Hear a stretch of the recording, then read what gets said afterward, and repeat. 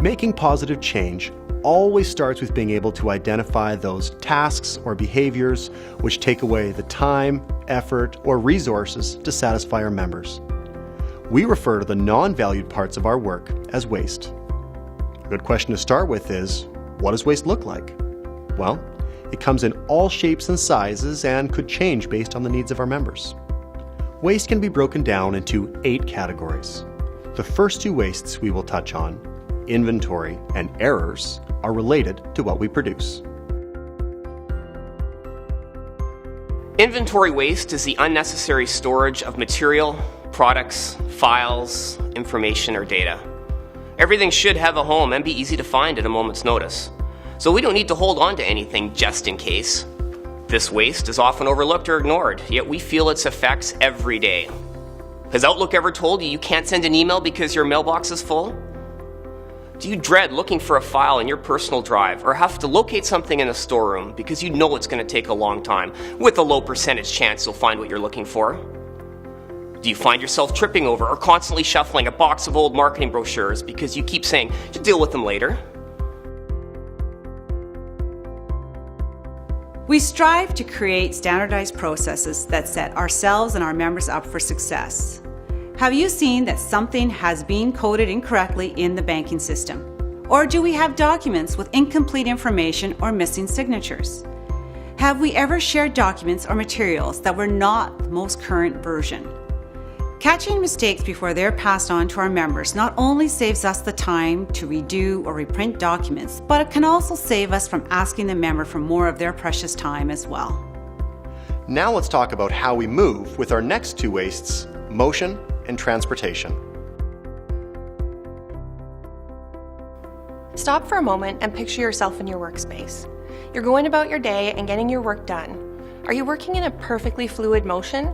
Or are you held back by something simple like constantly reloading the printer with paper?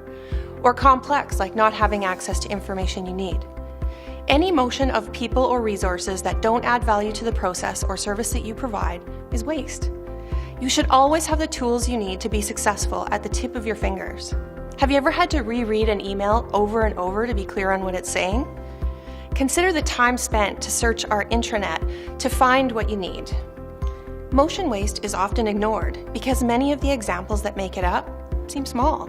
But consider that saving 5 minutes per day over the course of a year adds up to 21 hours. How could you better spend that time? Because we work at a branch or an admin location, it can be surprising how often our work doesn't involve us sitting in front of a computer. What we likely don't consider is how much time we actually spend traveling just to complete a simple process.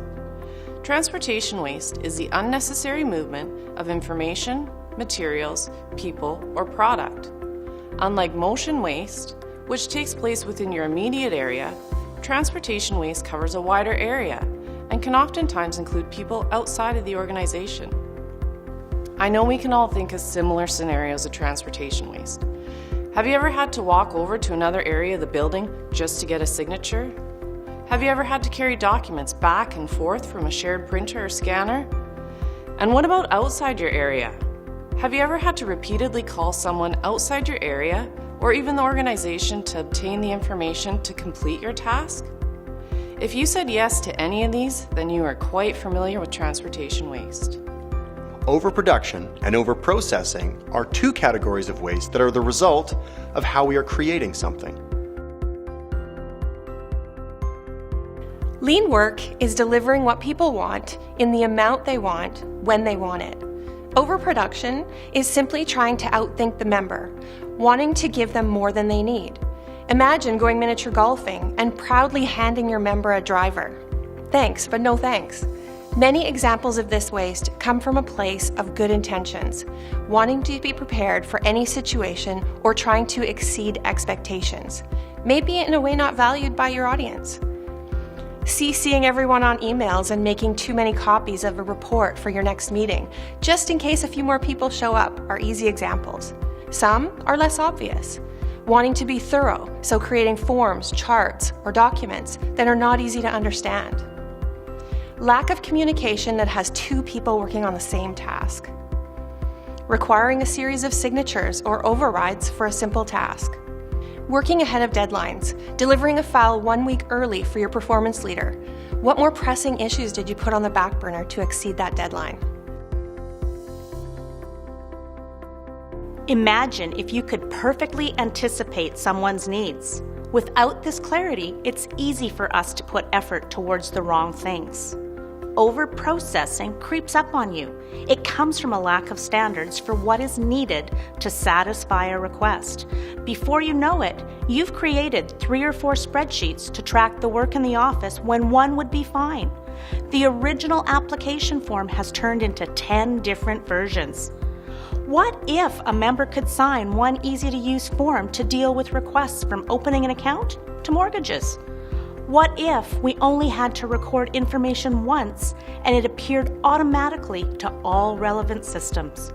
What if there was one easy place that you could quickly and easily get all the information you required?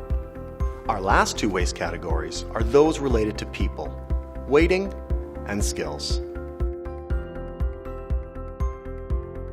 Everyone's time is precious, and we appreciate experiences that give us what we need when we need it. It is surprising that with the speed of the world and how fast information can travel, how often we find ourselves waiting. People standing in a lineup is the most obvious example of waiting. But how often do you find yourself waiting for approvals or further instructions? Having times where you are incredibly busy and then having nothing to do? Waiting for a machine to be free to use or be repaired. Not all decisions can be made in a snap of a finger. Not everyone can be at your beck and call. But reducing the time we spent waiting is certainly a big step in the right direction. First West realizes that its biggest assets are its employees. We know that great ideas can come from anywhere.